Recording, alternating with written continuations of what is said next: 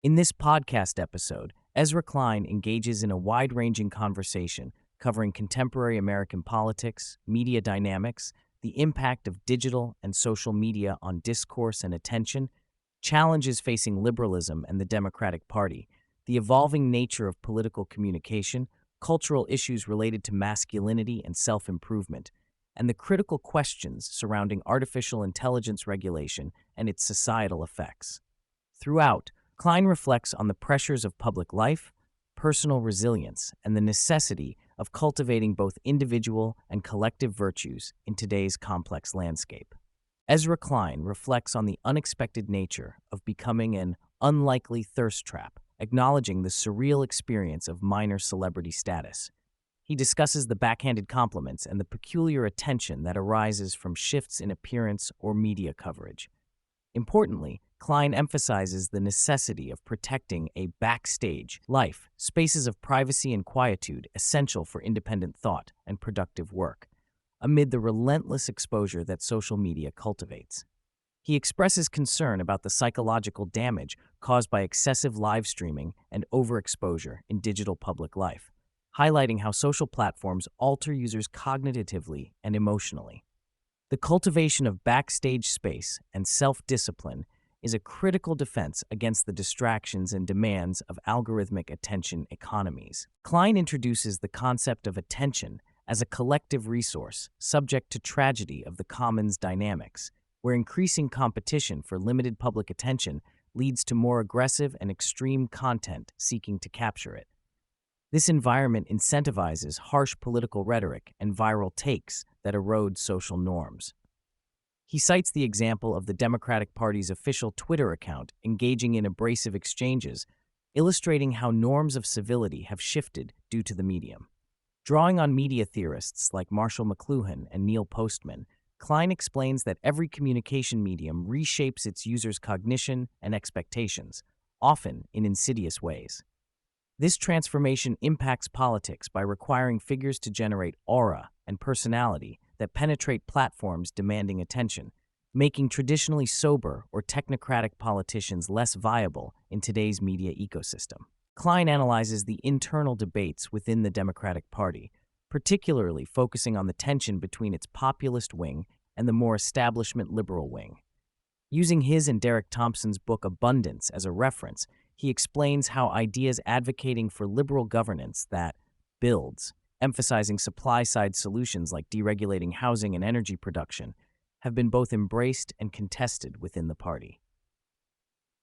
Despite online factionalism and social media infighting, these ideas have gained traction among prominent Democratic figures and policymakers, showing a complex real-world picture that doesn't fully align with internet discourse.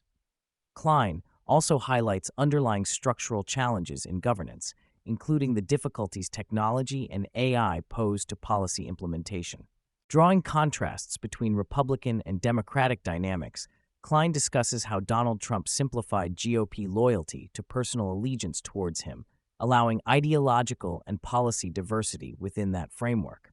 Conversely, the Democratic left lacks a singular figure, resulting in a multidimensional purity test rooted in ideological commitments to issues like Medicare for all or social justice topics, which can create fractiousness and barriers to coalition building. This complexity creates incentives for resentment and factionalism on the left, while the right's loyalty politics can fracture unpredictably as different issues come to the fore. Klein situates recent political factionalism within the context of social platform shifts, noting how the dominance of progressives on Twitter in 2020 fostered extreme positions that then impeded Democratic success in 2024. With Elon Musk's acquisition and platform changes, the right has become dominant on X, now contending with its own internal radicalization and conspiracy theories. Klein predicts future electoral fallout for these dynamics as these more extreme factions lose mainstream support. He highlights how social media's algorithmic pressures drive politicians and activists alike towards purer, more extreme stances, damaging long-term political moderation and compromise. Klein dissects the notion of deregulation, comparing his calls for targeted deregulation aimed at enabling public goods, such as easing rules to promote affordable housing and clean energy, with Elon Musk-style deregulation, which he criticizes as indiscriminate and undermining government capacity. For Klein, the key metric is goals and outcomes, not simply gutted regulations versus added ones. He stresses that thoughtful policy requires distinguishing between useful and harmful rules and applying regulation or deregulation accordingly, underscoring the nuance often lost in partisan debates. AI and its regulation emerge as major themes. Klein underscores the urgency of strengthening institutions capable of regulating AI as it exists today, rather than focusing solely on speculative future scenarios of superintelligence. He advocates a balanced approach combining expanded public investment in AI research, especially safety and interpretability, with realistic political engagement to set regulatory guardrails. Klein also stresses the need to develop a positive public agenda for AI, prioritizing public goods like using AI to improve government services, drug discovery, and education. He warns against excessive commercialization and surveillance uses that erode human dignity and dehumanize workers. Reflecting on the complexity of AI deployment, Klein emphasizes that governing it well requires understanding both technical and political dimensions and ensuring democratic oversight. The conversation turns to culture and gender, where Klein critiques both left and right for their inadequate responses to male struggles. He diagnoses a liberal retreat from self-improvement and virtue, especially male-coded ones, as problematic, creating a vacuum filled by right-wing or reactionary figures who distort masculinity into vice-maxing or aggressive posturing absent of self-discipline. Klein discusses how early figures like Jordan Peterson addressed masculinity through narratives of responsibility and virtue, but did not sustain a unifying male self-improvement culture, leaving room for actors with less constructive messages. Klein acknowledges the difficulty of having honest conversations about men's challenges in the current cultural climate, where talking about structural barriers is common, but highlighting agency and personal responsibility can evoke accusations of misogyny or reaction. He notes progress in the discourse from a few years ago while recognizing persistent online hostility, especially in comment sections and social media spaces. Klein points to figures like California Governor Gavin Newsom engaging seriously in male-related cultural discussions and suggests the moment may be shifting from polarized shadowboxing to more constructive dialogue about masculinity and well-being. With a career deeply embedded in political and cultural commentary, Klein reflects on the difficulties of handling critique and the risk of criticism capture, where creators or commentators adjust their views primarily out of fear or anticipation of backlash. He explains strategies for maintaining resilience, including cultivating a strong personal compass, limiting exposure to toxic online critiques during vulnerable moments, and engaging critics thoughtfully in controlled environments like podcast interviews. This approach aims to balance openness to feedback without succumbing to defensive overcorrection or disengagement. Klein revisits his prior belief that better information leads to better politics, but updates this to emphasize that the quality of the information environment is crucial. He notes that while unprecedented amounts of information exist, the way content is mediated and sorted by algorithms sometimes worsens public understanding instead of improving it. However, Klein finds cause for optimism in specific policy debates, such as housing and clean energy, where ideas once fringe have reached mainstream political figures and public consciousness. He stresses the importance of ongoing intellectual efforts to bridge discussion and action. Beyond policy and media, Klein articulates a deeply humanist perspective on thinking, attention, and creativity. He highlights the importance of embodied intuition, listening to the body and gut feelings, as an essential counterbalance to algorithmically driven consumption of information. He warns about the cognitive and emotional erosion caused by continuous digital distraction and screen use, advocating practices grounded in physical presence, such as reading print books, walking without audio distractions, and quiet reflection. For Klein, cultivating attention is not just instrumental but foundational to human flourishing and effective use of technology, including AI.